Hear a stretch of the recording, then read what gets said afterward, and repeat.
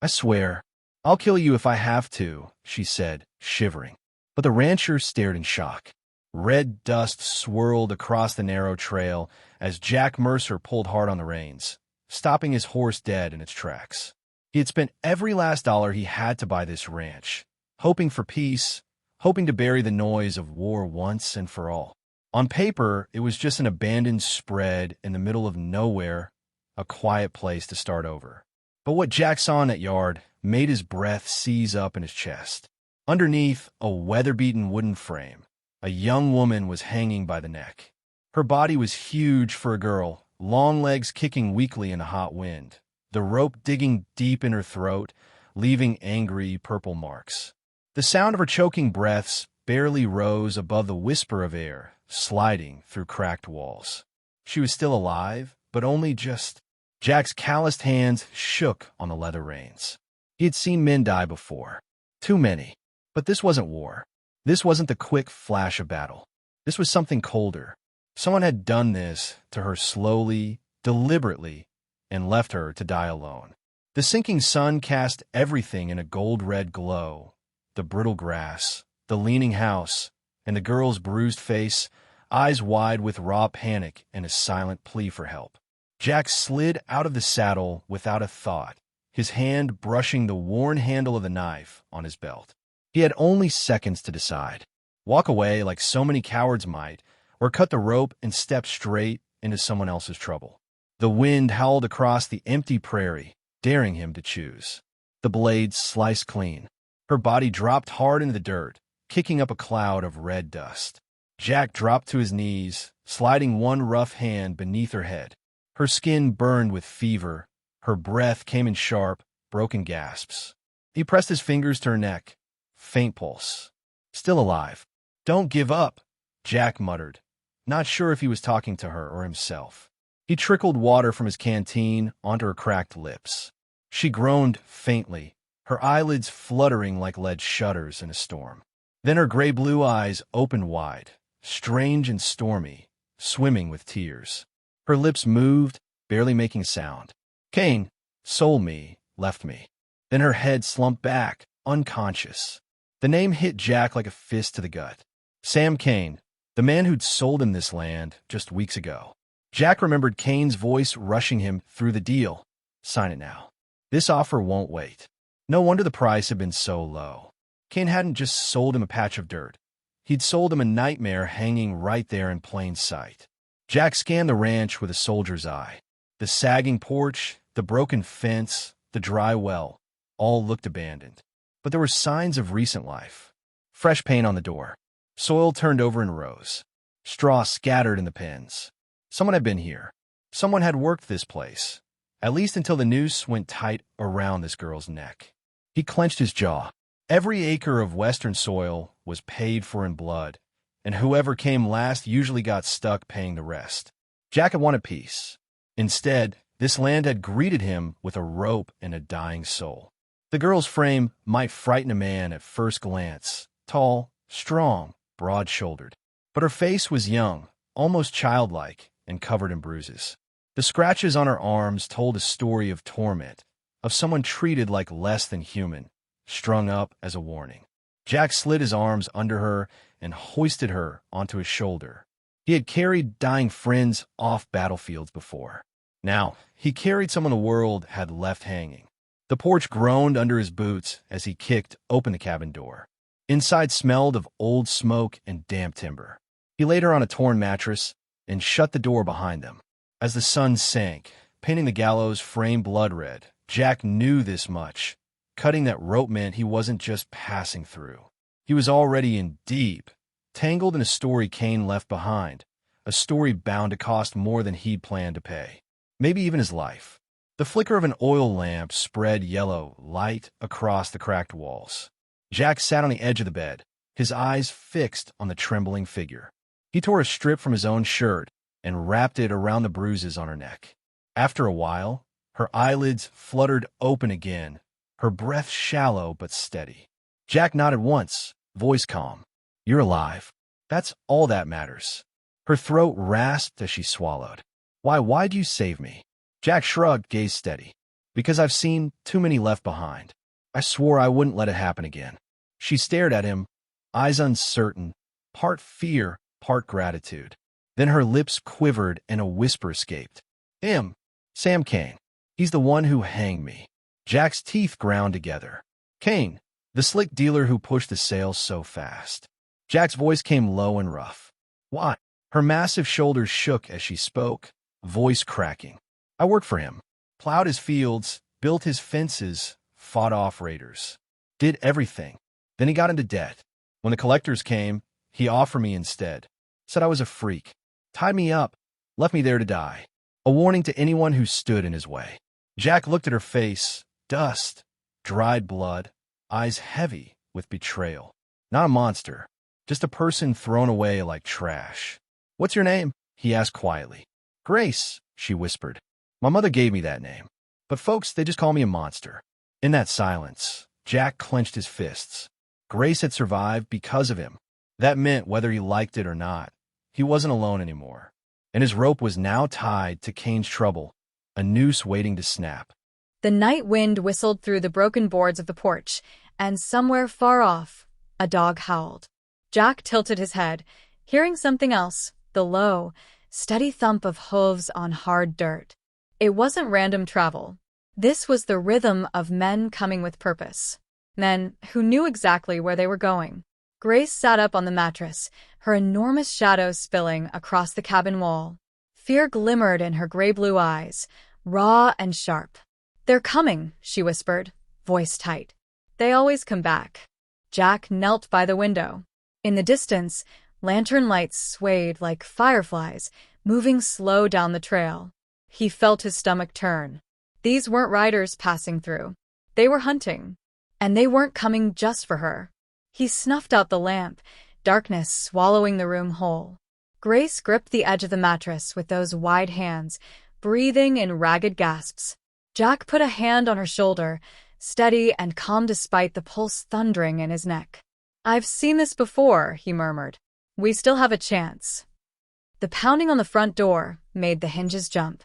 A voice barked through the wood, rough and thick with tobacco. Mercer, we know you're in there. And that freak with you. Come out now, or we burn this place to the ground. They knew his name. That meant Sam Kane had sold more than just a ranch. Jack's hand drifted to his revolver, cold steel familiar against his palm. He opened the door slowly and stepped onto the porch. Moonlight poured over the yard, silver and sharp. 5 men sat their horses in a line, pistols at their sides, eyes hard as stones. At the front, a broad man with a heavy beard and animal-bright eyes eased forward. What do you want? Jack asked, voice calm, almost flat. The bearded man smirked. What do we want?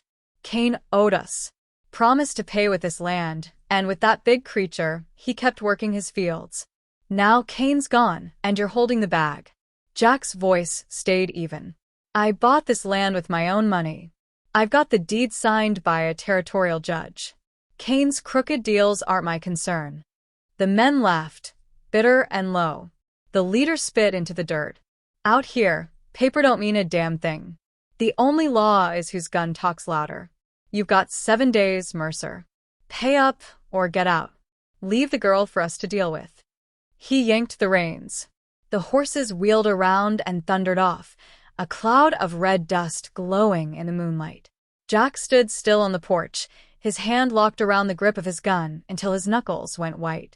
He had left war to find peace, but blood and lead had found him anyway. When he stepped back inside, Grace was standing now, towering, her shoulders trembling. You see, she said, voice shaking. I only bring trouble. They'll kill you just like they tried to kill me. Jack looked at her for a long moment. In the dim moonlight, she wasn't a monster. Just a young woman whose whole life had been chains and fear. He let out a long breath, his voice rough but steady. Maybe I should walk away. But if I leave you now, I'll never sleep again. For the next 7 days, the ranch woke to life. Jack and Grace threw themselves into work, repairing fences, clearing the well, planting rows of corn, even though the ground was dry and hard. Grace's strength was unmatched. She could lift beams 3 men couldn't move. Jack pored over Kane's old ledgers at night, his brow furrowed deep as the oil lamp burned low. Still, every hour felt like a rope tightening. The deadline came as promised. Just before sunset on the 7th day, the hoofbeats returned. Louder this time. Heavier. More of them. Jack stood at the gate, rifle slung across his chest. The red sky behind the riders turned them into black silhouettes. More than a dozen men, rifles glinting, ropes coiled on their saddles. The same bearded leader grinned wide at the sight of Jack waiting there. "Mercer," he bellowed. "Time's up. The land and the freak are ours now." Jack didn't answer. He simply cocked the Winchester. The sound cracked through the air, sharp as thunder.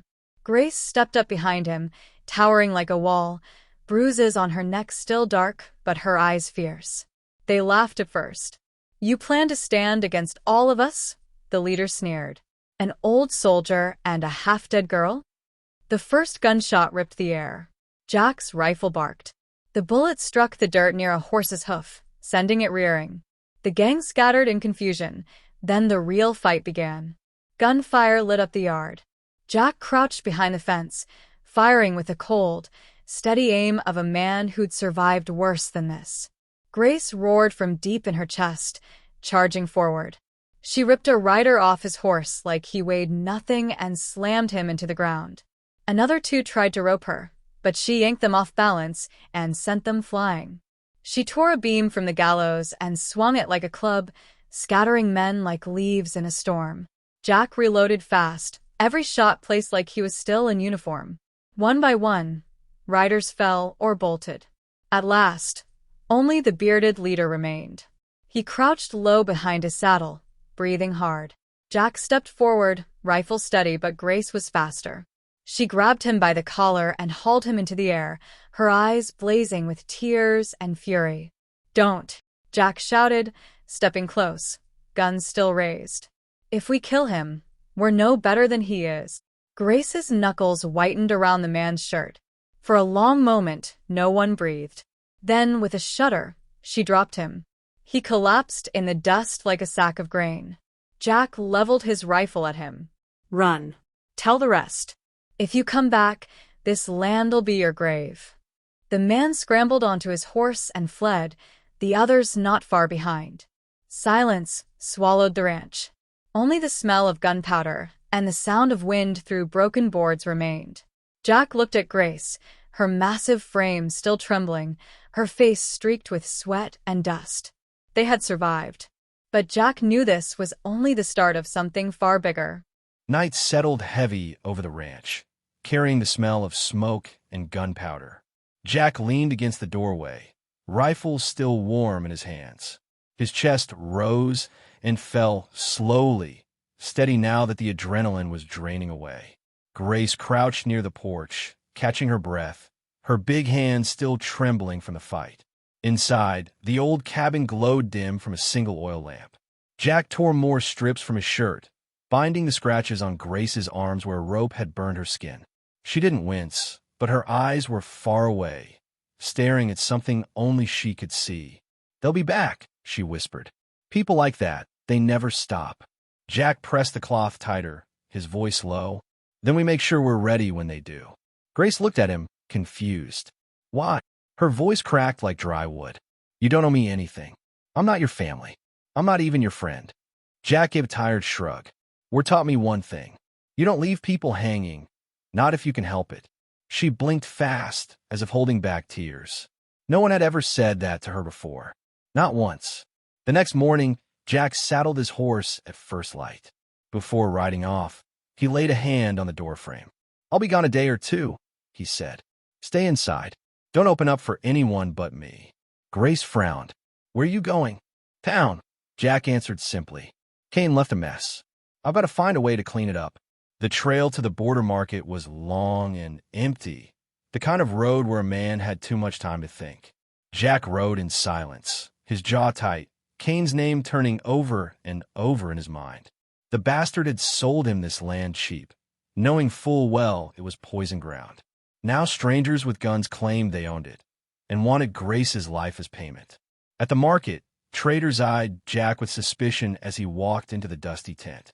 He dropped Kane's old ledger on the table with a heavy thud. "Kane's gone," Jack said. "But I'm still here. I'll pay back what he owed. Every cent. I just need time." The old men exchanged glances. Finally, one with a silver beard leaned forward, voice rough. "You're willing to clean up Kane's debt? Even if it ruins you?" Jack's cold gray eyes didn't waver. "I don't run. Not anymore." There was a long pause. Then the old man nodded slowly. 3 months. If you fail, the land is mine." Jack didn't argue. He shook on it and rode home as the sun went down, saddlebags heavy with supplies and the weight of his promise. When he stepped through the cabin door, Grace was sitting in the corner, clutching a chipped mug of water. "Well," she asked, voice wary. 3 months, Jack said. "We got to make this place worth something. Fast." For the first time since they'd met, Grace smiled. Just a little. 3 months, she repeated. "Then we make this land bloom again." The days blurred together. The ranch grown back to life.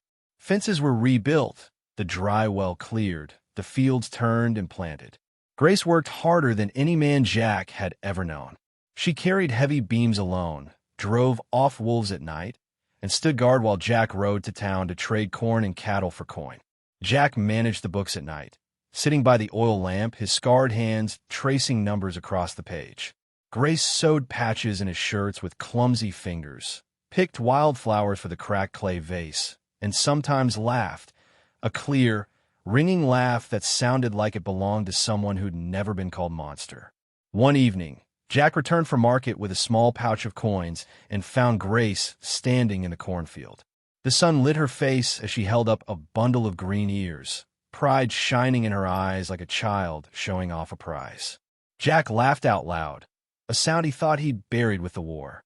That night, they sat on the porch while the stars came out, 2 cups of black coffee steaming between them. Jack spoke quietly, his voice steady but warm. 3 months ago, I thought I bought a trap. Turns out, I found a home." Grace froze, her wide eyes softening. She placed her hand, broad, scarred, but gentle, over his. "You believed in me," she said softly, "when no one else did." They sat in silence, letting the wind carry the words away. For the first time in years, Jack felt something close to peace. Not safety. He wasn't fool enough to think that. But something worth fighting for. The debt wasn't gone yet. The danger wasn't either. But they had a plan, and they had each other. And out here, in a world where law came from the barrel of a gun, that meant everything. 3 months came and went in a blur of sweat, dust, and stubborn work. The ranch no longer looked dead. Corn sprouted in neat green rows. The fence line stood straight and solid. The cattle pens echoed with low, healthy bellows. Water trickled through the irrigation ditch again, glinting in the morning sun like life itself returning. Every day, Jack rose before dawn, his body aching, but his mind sharp. He planned every crop, every trade, and counted every coin to chip away at Kane's debt. Every night, even bone-tired, he sat by the fire, going over the ledger under the soft glow of an oil lamp. Grace worked harder than anyone Jack had ever met. Her massive hands, so strong in a fight, were gentle with the animals. She carried beams alone, plowed until her back dripped with sweat, and still had the patience to mend Jack's torn shirts. Sometimes, when she thought he wasn't looking, she tucked wildflowers into a chipped vase on the table. Yet, even with all the progress, a quiet dread hung over them. They both knew time was slipping away. The debt was still high. The threat of riders still lingered like a storm on the horizon. One evening, Jack rode back from market, saddlebag heavy with coins. As he turned into the drive, he saw Grace standing in the cornfield, the sunset glowing on her face. She turned, holding a bundle of fresh-picked corn high in the air, eyes shining with pride. Jack couldn't help but laugh, a real laugh, sharp and surprised, as if it had been waiting years to get out. That night, they sat on the porch, the air cooling as stars poked holes in the sky. Jack poured 2 cups of bitter black coffee and passed one to Grace. He studied her face in the lamplight, still bruised in places, still marked by a life too harsh for someone so young. but softening now with something new. 3 months ago, Jack said quietly, I thought I'd bought a curse. Turns out I bought a chance. Grace froze, blinking fast. You believed in me, she whispered, when no one else would. Jack gave a small, tired smile. You earned it. You never gave up, not even when they tried to hang you. Her eyes filled, and she looked away quickly. All my life, I thought I was nothing but trouble, she murmured. A freak people pointed at. Cain. He made me believe it. Jack's voice was steady. Cain was a coward, a man who used people and threw them away. You're not a freak, Grace.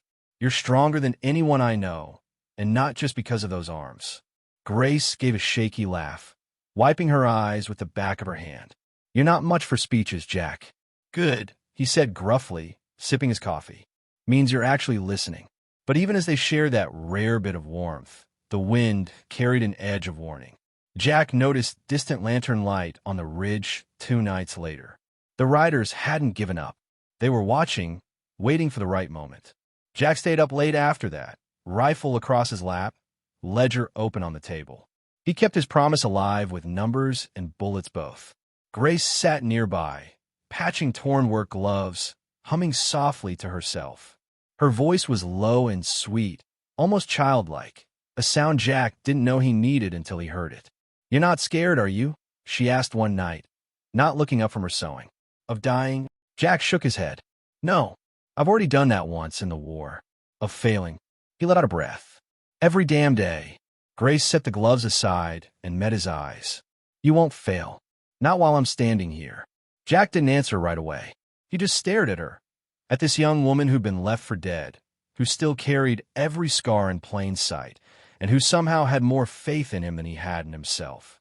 The next morning, as the sun climbed, Jack saddled up to ride into town again. Grace stood in the doorway, arms crossed, trying to hide her worry. 3 months, she said. We're running out of time. Jack gave her a half-smile. Then we'd better work faster. The prairie wind carried the smell of dust and young corn. But under it, something darker lingered, the promise of trouble. Jack felt it deep in his bones. Someone out there was still waiting to collect Cain's debt. And next time, they wouldn't just ride in to scare them. They'd come to finish what they started. The sun had barely set when Jack saw them again. Lanterns glowing on the ridge. Riders, moving slow, watching. Grace spotted them too. She came to the porch, her big hands clenching into fists. It's them, she said softly. They never stay gone for long.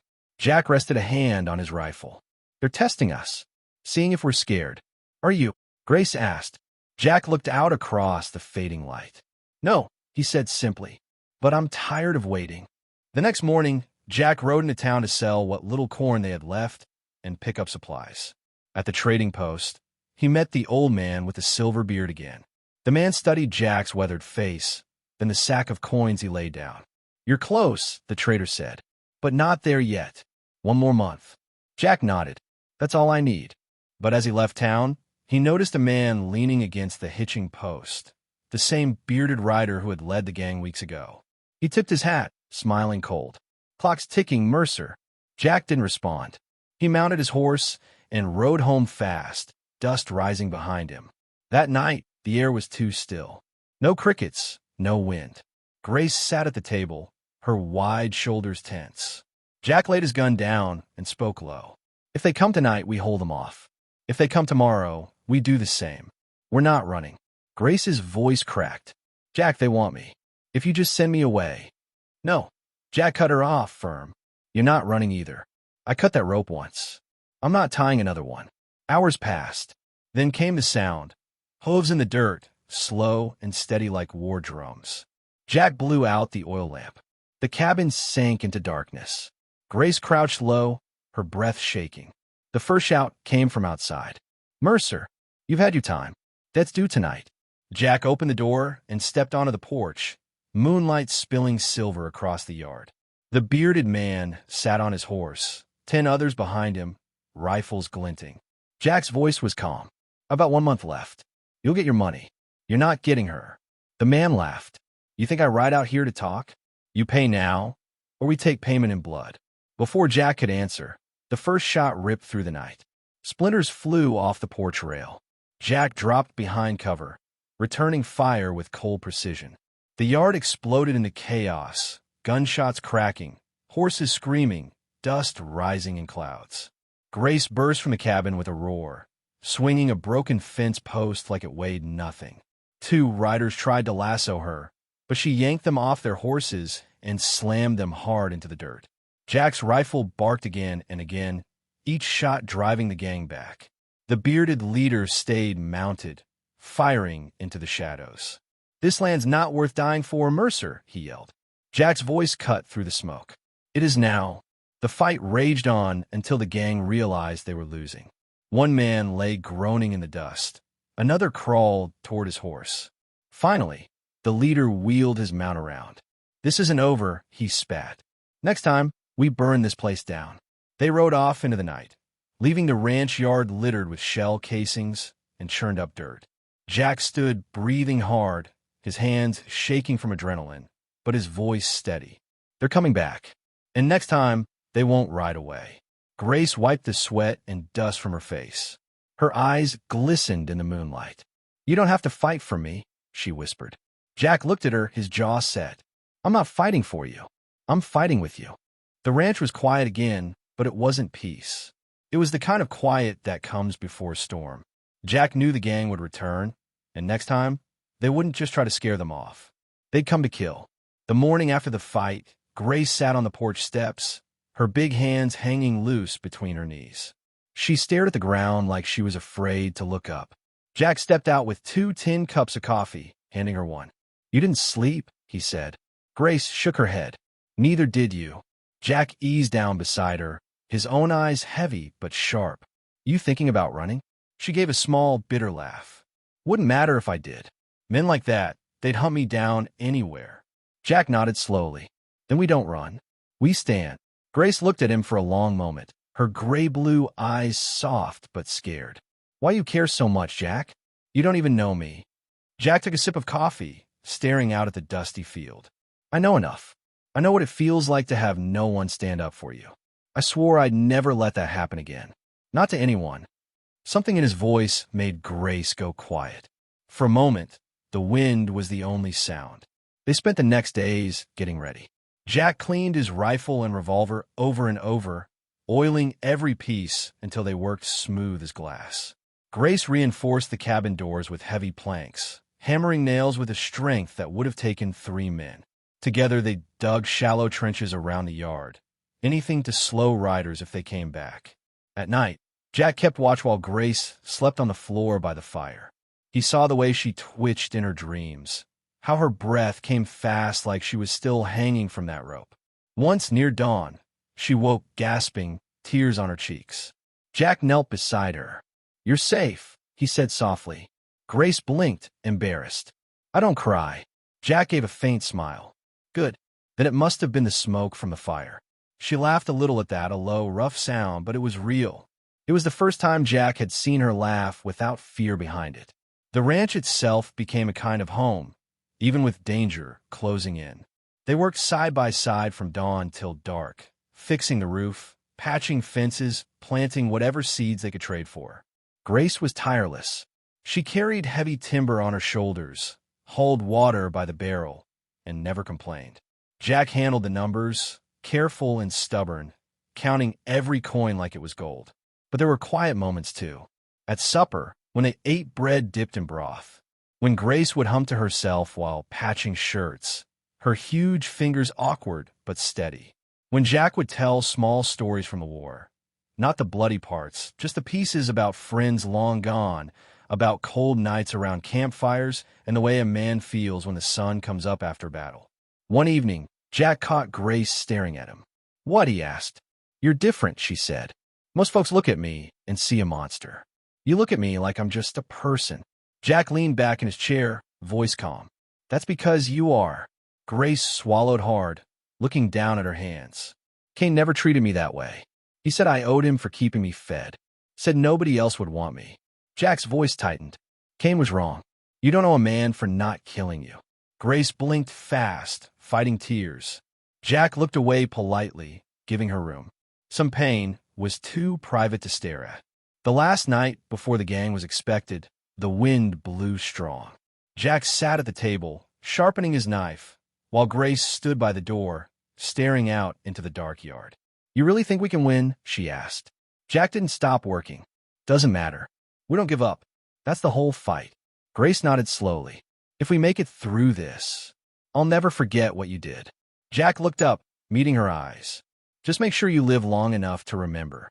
The wind howled outside, rattling the boards. Both of them knew what was coming. Both of them were ready. The night they came back, the wind was sharp and cold.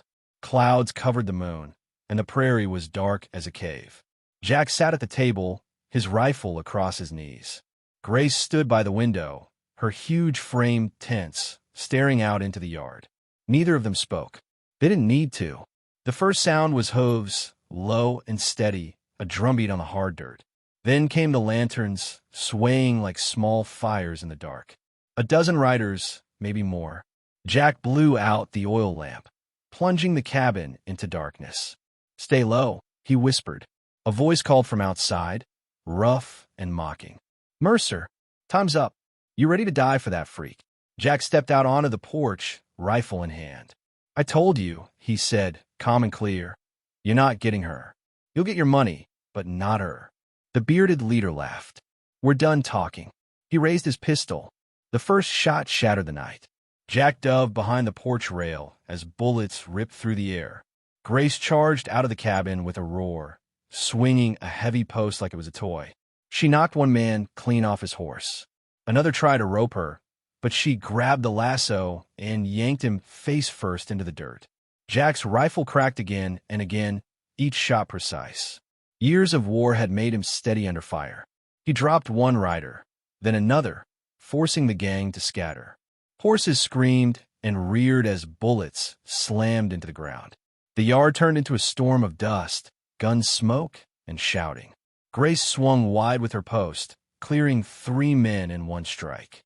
Jack reloaded fast, his jaw tight, his heart pounding, but his hands cold and sure. The bearded leader stayed mounted, firing from the saddle, yelling over the chaos. "This is your last chance, Mercer." Jack shouted back. "You want the land? Come and take it." 2 men charged the porch.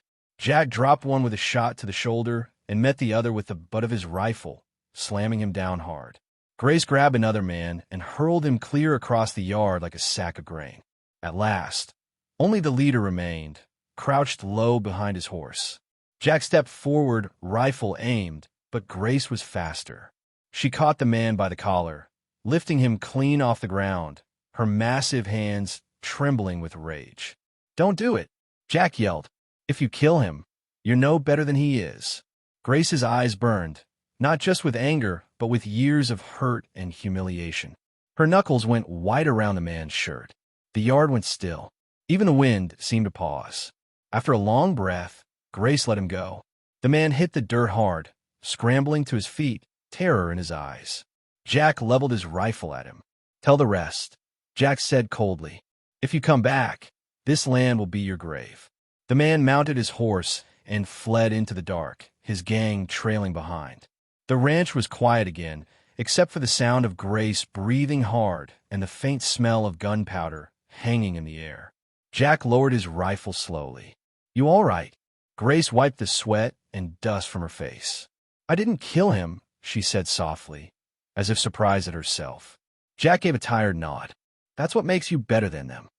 They stood there in silence, 2 figures in the pale starlight, a weary soldier and a young woman who'd been called a monster all her life. But tonight, they hadn't just survived. They'd won. Dawn broke slow and golden over the prairie. The air smelled of wet earth and gunpowder. But for the first time in months, the ranch was quiet. No hoofbeats, no shouting, only the wind running soft through rows of young corn.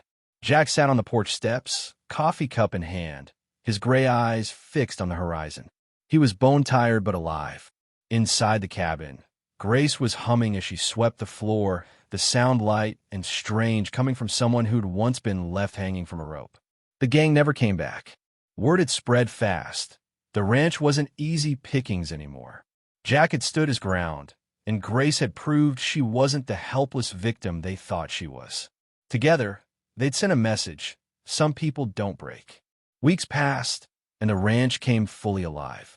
Corn stalks reached high, the fences held strong, and the cattle grew fat. Jack rode to town with his last wagon load of crops, paid off every cent Kane had owed, and came home lighter than he'd felt in years. That evening, Grace stood in the yard watching the sun fall low, painting everything red and gold. Jack joined her, leaning on the fence, the soft creak of wood under his arm. "It's done," Jack said simply. "Dead's gone." Grace turned, her wide eyes shining in the fading light. "You really stayed. You didn't have to." Jack studied her face, still carrying scars, still marked by the life Kane had forced on her.